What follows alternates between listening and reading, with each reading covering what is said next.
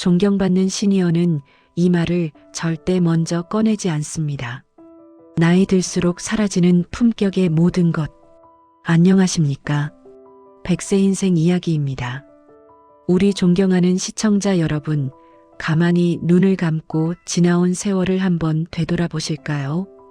흙먼지 날리던 비포장도로를 쉼없이 달려온 것 같고, 성난 파도가 몰아치는 망망대해를 작은 조각배 하나의 의지에 건너온 것만 같은 실로 벅차고도 위대한 시간이었습니다. 그 거친 세월의 풍파 속에서 우리는 돈으로도 그 어떤 높은 지위로도 살 수 없는 세상, 가장 귀한 보물, 바로 인생의 지혜라는 것을 얻었습니다. 쓴 실패의 경험으로 얻은 교훈, 성공의 순간에 깨달은 겸손, 수많은 만남과 헤어짐 속에서 체득한 사람 보는 안목. 이 모든 것이 우리의 주름진 얼굴과 투박해진 손마디에 훈장처럼 새겨져 있습니다. 그래서일까요?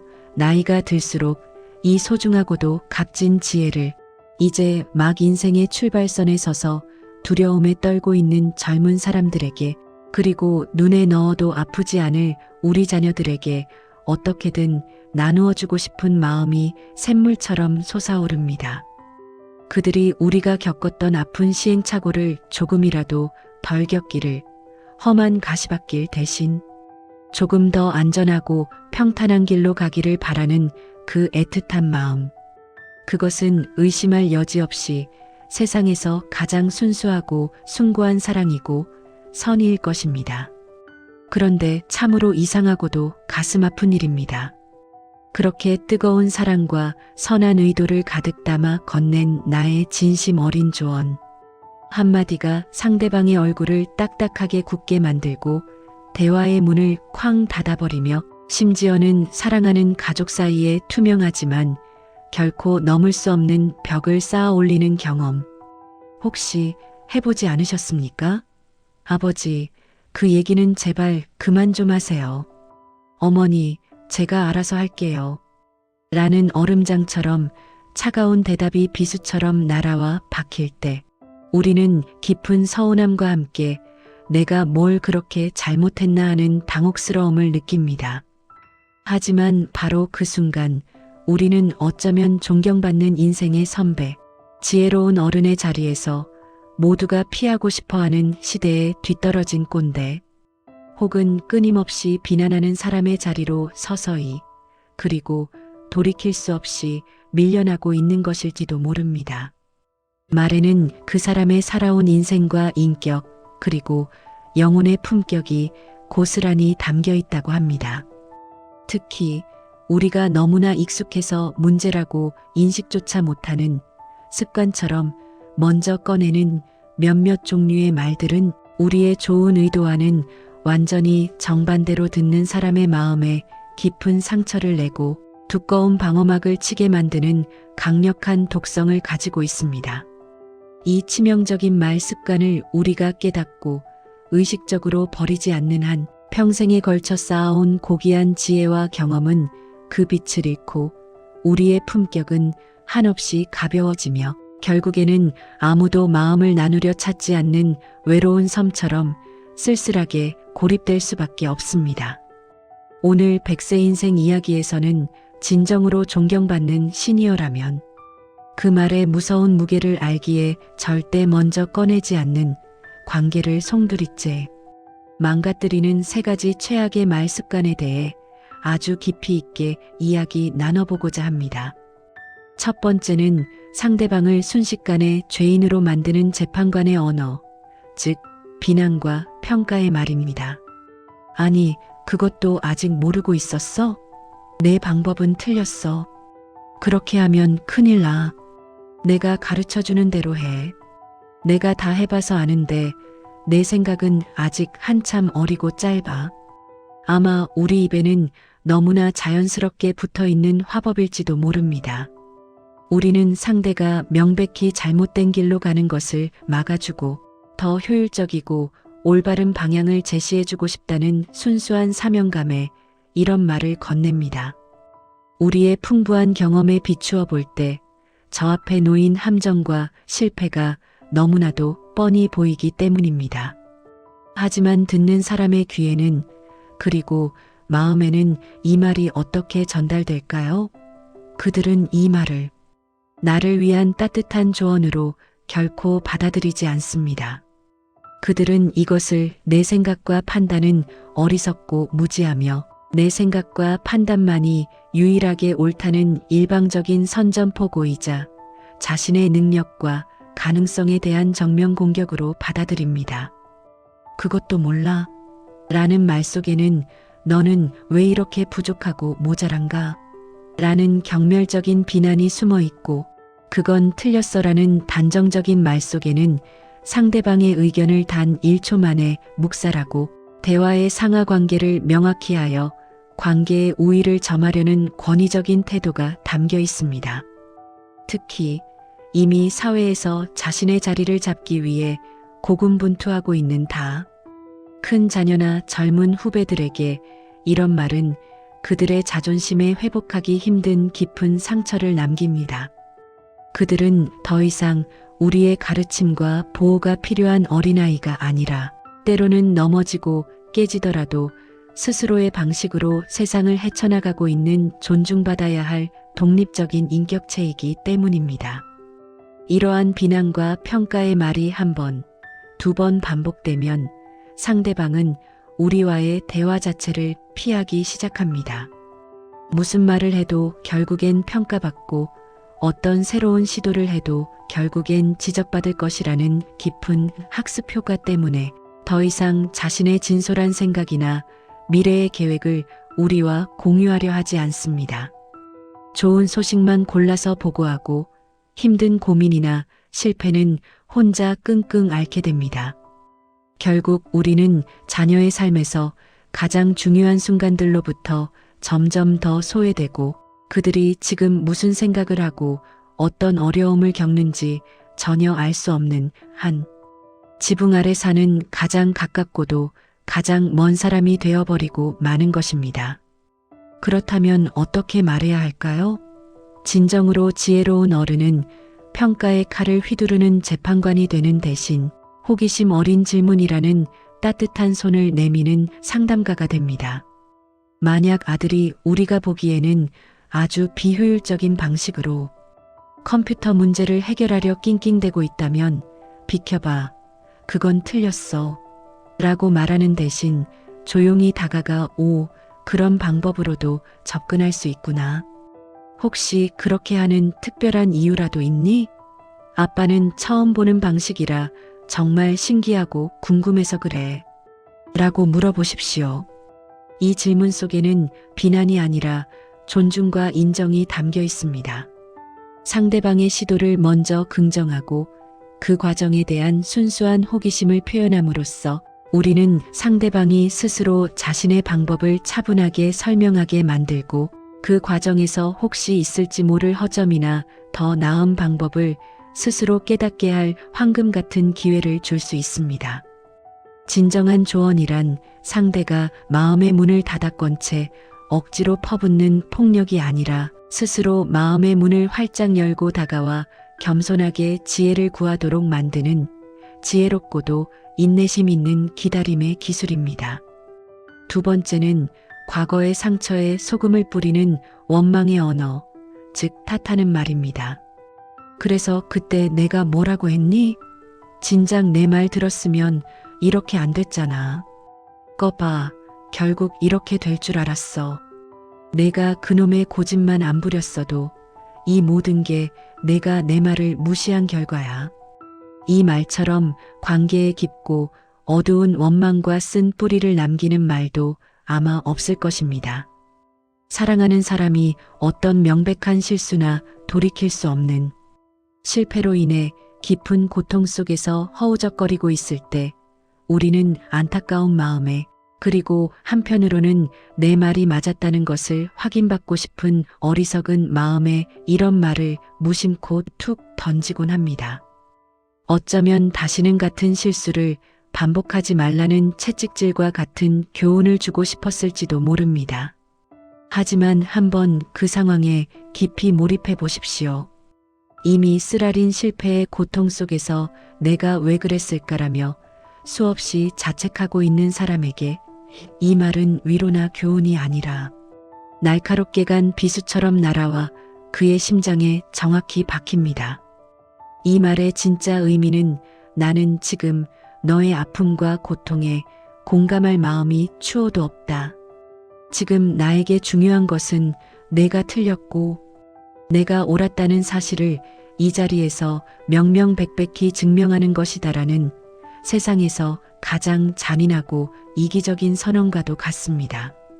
상대방은 위로받고 싶었던 인생의 가장 힘든 순간에 세상에서 가장 믿었던 단 한 사람에게서 따뜻한 손길이 아닌 차가운 손가락질을 당했다고 느끼게 됩니다.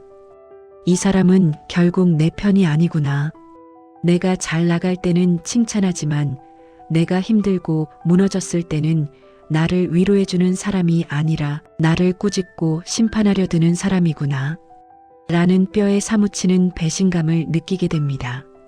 이 탓하는 말이 정말로 무서운 이유는 단 한 번의 실수로도 그동안 수십 년간 쌓아온 부모, 자식 간의 혹은 선후배 간의 깊은 신뢰의 탑을 송두리째 무너뜨릴 수 있는 파괴력 때문입니다. 그 상처는 마음속 깊은 곳에 흉터로 남아 쉽게 아물지 않고 상대방은 그날 이후로 다시는 자신의 실패나 약한 모습을 우리에게 솔직하게 보여주려 하지 않을 것입니다. 좋은 일, 성공한 일만 골라서 나누고 힘들고 아픈 일은 혼자 끙끙 앓는 기쁨만 있고 슬픔은 없는 반쪽짜리 관계로 전락하게 되는 것입니다. 존경받는 어른은 결코 옳고 그름을 따지는 냉정한 판관의 자리에 앉으려 하지 않습니다. 그들은 힘들어하는 사람의 곁을 말없이 지키는 따뜻한 상담가이자 동반자가 되어줍니다. 자녀가 큰 기대를 품고 시작했던 사업에 실패하고 망연자실한 표정으로 돌아왔을 때 가장 먼저 해야 할 말은 정해져 있습니다. 얼마나 마음이 아프냐. 그동안 내가 밤잠 설쳐가며 애쓴 걸 내가 다 아는데 정말 고생 많았다. 이것이 전부여야 합니다. 판단도 분석도 해결책 제시도 모두 나중, 아주 나중의 일입니다. 지금 이 순간 상대에게 필요한 것은 자신의 아픔을 온전히 알아주고 그 어떤 결과에도 불구하고 여전히 내 편이 되어주는 사람의 존재, 그 자체입니다. 따뜻한 공감과 조건 없는 위로로 상대가 다시 일어설 최소한의 힘을 얻었을 때 그때가 되어서야 비로소 그들은 먼저 다가와 그때 아버지 말씀이 맞았어요. 제가 너무 어리석었어요. 제가 이제 어떻게 하면 좋을까요? 라고 눈물과 함께 지혜를 구하게 될 것입니다.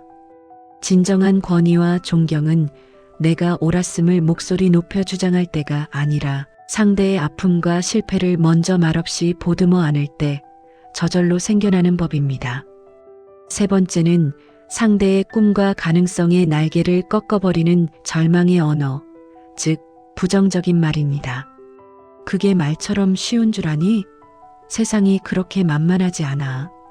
내 나이에 그걸 새로 배워서 뭘 하겠다고. 시간 낭비, 돈 낭비다. 그런 뜬구름 잡는 소리 하지 말고 안정적인 게 최고야.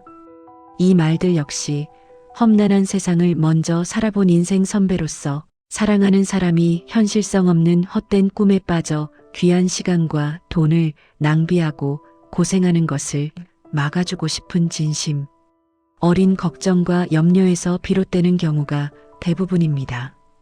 우리의 경험이라는 낡은 자로 재어볼 때 그 도전의 성공 확률이 너무나 희박하고 위험해 보이기 때문입니다. 하지만 우리의 이 현실적인 조언이 상대방에게는 그들의 소중한 꿈과 뜨거운 열정을 송두리째 짓밟는 냉소적인 저주처럼 들릴 수 있다는 사실을 우리는 반드시 알아야 합니다. 특히 우리가 살아온 시대와는 전혀 다른 방식으로 소통하고 일하고 꿈꾸는 젊은 세대에게 과거의 성공 공식만을 절대적인 잣대로 들이대는 우리의 말은 도무지 소통이 불가능한 거대한 벽처럼 느껴질 수 있습니다. 그게 되겠니? 라는 걱정스러운 질문 속에는 너의 꿈은 허황되고 너의 열정은 치기 어리며 너의 능력은 부족하다는 깊은 불신의 메시지가 고스란히 깔려 있습니다.